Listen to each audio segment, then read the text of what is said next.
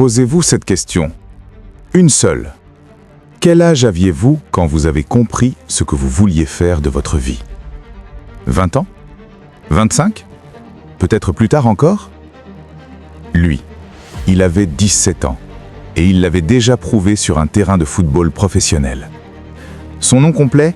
Neymar da Silva Santos Jr., né le 5 février 1992 à Mogi das Cruzes, État de São Paulo. Un enfant du peuple brésilien, un fils de footballeur qui rêvait pour son fils encore plus grand que ce qu'il avait vécu lui-même. Cette histoire, ce n'est pas celle d'un champion, c'est l'histoire d'un gamin qui a refusé d'être ordinaire, but après but, dribble après dribble, semaine après semaine. Il y a des matchs qu'on perd, et il y a des matchs qu'on perd, mais où quelque chose naît.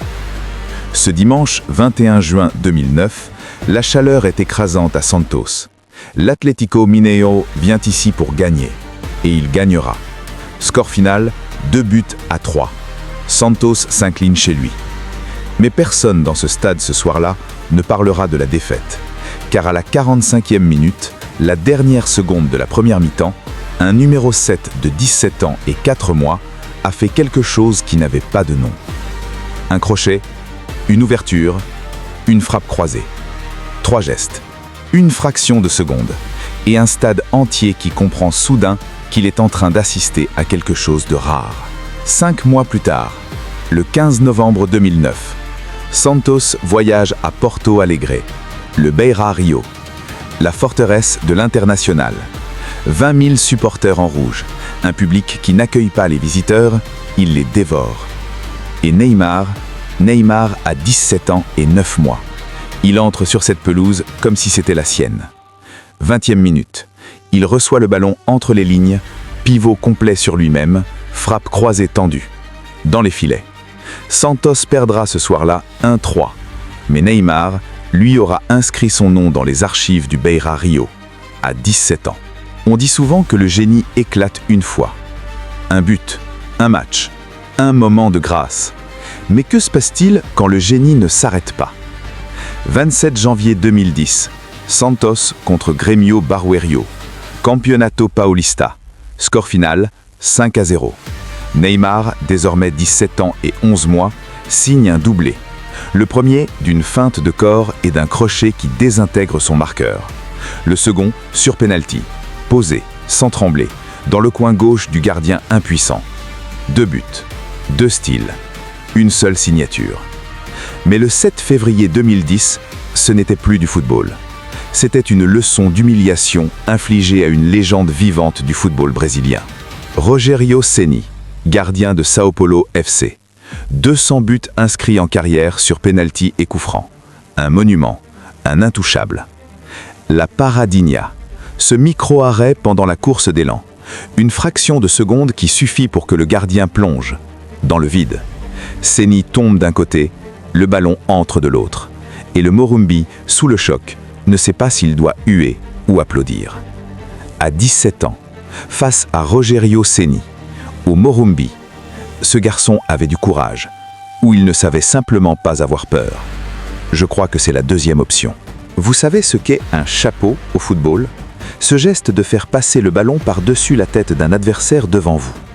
C'est déjà rare, c'est déjà magnifique.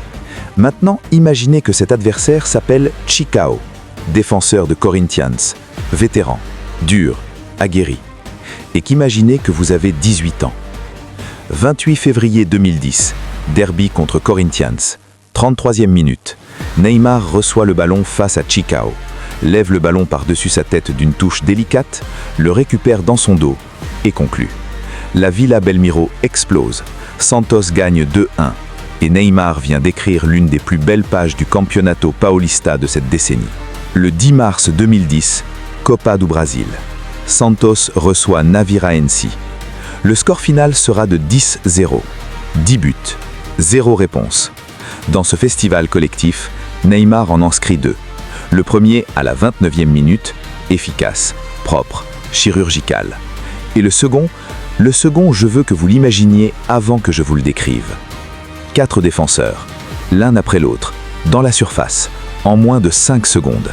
Puis le gardien, Aldo, qui sort convaincu d'avoir enfin bloqué la route. Et Neymar qui glisse le ballon entre ses jambes d'une passe douce, presque tendre. Le ballon roule lentement dans les filets. La Villa Belmiro se lève, tout entière. Il y a des chiffres qui parlent d'eux-mêmes. 5 buts, un seul joueur, 18 ans, 8e de finale de la Copa do Brasil. La 2e minute, penalty.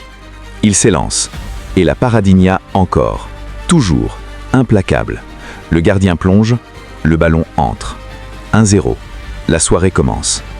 La 30e minute, une frappe enroulée du gauche. 2-0. La défense du Guarani commence à douter.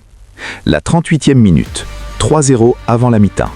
3 buts en 38 minutes, à 18 ans. Les vestiaires, la mi-temps.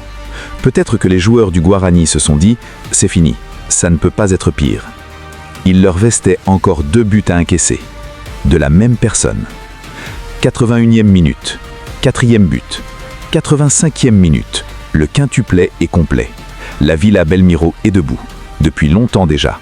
Et dans les tribunes, des supporters qui ont tout vu, Pelé, Zico, Romario, échangent des regards incroyables.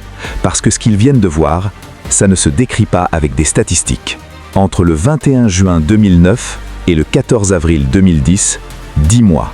10 mois pendant lesquels un enfant de 17 ans a transformé chaque pelouse brésilienne en scène de théâtre. On allait parler de lui en Europe, puis dans le monde entier. Mais nous, ici, ce soir, nous avons rendu hommage à l'époque où il n'était encore que le gamin de Santos. Avant la gloire mondiale, avant les transferts records, avant tout ça. À l'époque où il apprenait encore à voler.